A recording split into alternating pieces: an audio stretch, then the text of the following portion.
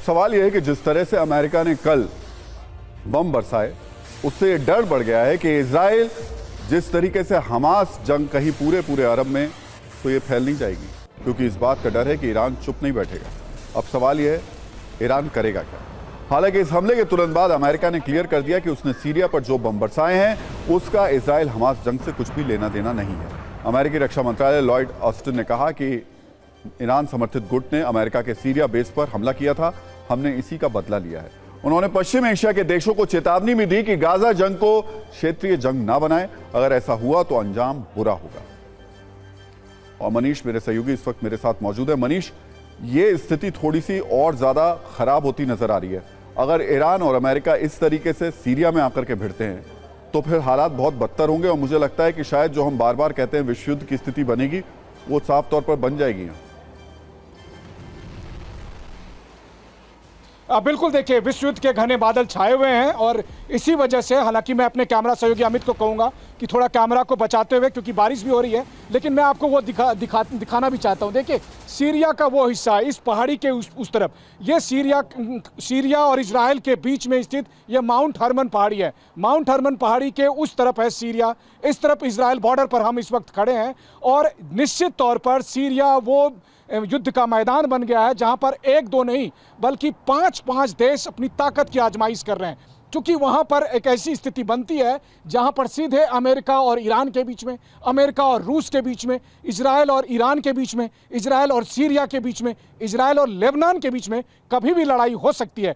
ठीक उसी पॉइंट पर, यानी माउंट हर्मन के पास, मजदल शम्स से TV9 की टीम ये बताना चाहती है कि देखिए सिचुएशन ऐसी बनती जा रही है जिसके आधार पर ये डर है, ये संभावना बन रही है कि कहीं पांचों देश लड़ फिर ना बैठे, और अगर ऐसा हुआ तो फिर विश्व युद्ध और तबाही होना तो निश्चित ही है। मनीष, बहुत बहुत शुक्रिया ये जानकारी देने के लिए। सेफ रहिए, सुरक्षित रहते हुए रिपोर्टिंग करते रहिए, हम आपसे लगातार अपडेट लेते रहेंगे। अब आते हैं सबसे बड़े सवाल पर कि अगर गाजा और सीरिया के मुद्दे पर अमेरिका और ईरान एक दूसरे के सामने आते हैं तो कौन किसके साथ खड़ा होगा?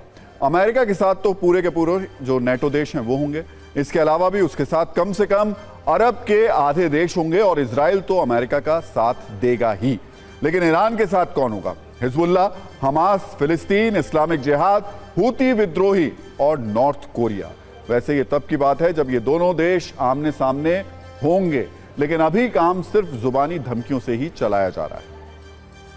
हालांकि ईरान से सिर्फ धमकी नहीं दे रहा ईरान, बल्कि समय समय पर वो अपनी ताकत भी दिखाता रहता है। ईरान ने अपनी जंगी तैयारी का एक वीडियो जारी किया है। ये वीडियो ड्रोन से टारगेट को ध्वस्त करने का है। इस ड्रोन का जो नया वर्जन है, इसको वो बताया जा रहा है, ये पोर्टेबल मिसाइल से लैस ईरान का नया ड्रोन है। ईरान ने अमेरिका और इजराइल के खिलाफ जंग की जो तैयारी है उस तेज कर दी है। कल से ईरान की सेना युद्धाभ्यास भी करेगी। युद्धाभ्यास के साथ साथ जवानों की ट्रेनिंग भी होगी। ईरान का युद्धाभ्यास कई दिनों तक चलेगा, यानी कब जुबानी फायरिंग फाइटर जेट की बॉम्बिंग में बदल जाए, कुछ भी सटीक तरीके से नहीं कहा जा सकता।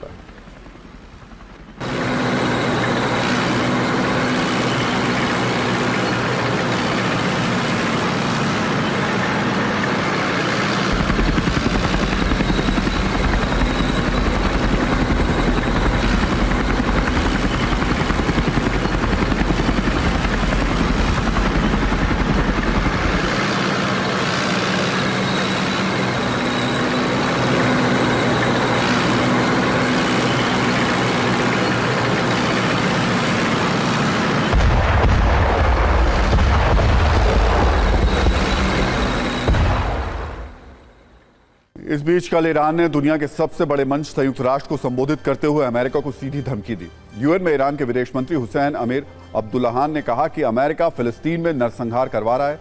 नरसंहार जारी रहा तो अमेरिका भी इस आग से बच नहीं पाएगा। हम अपनी सुरक्षा से समझौता नहीं करेंगे।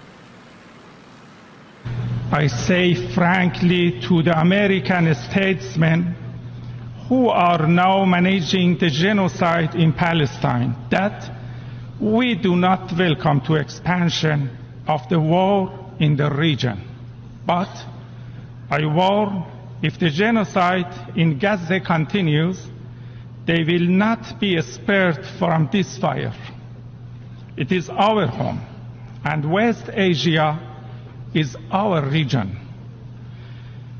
We do not compromise with any party and any side. And we have no reservation when it comes to our home's security.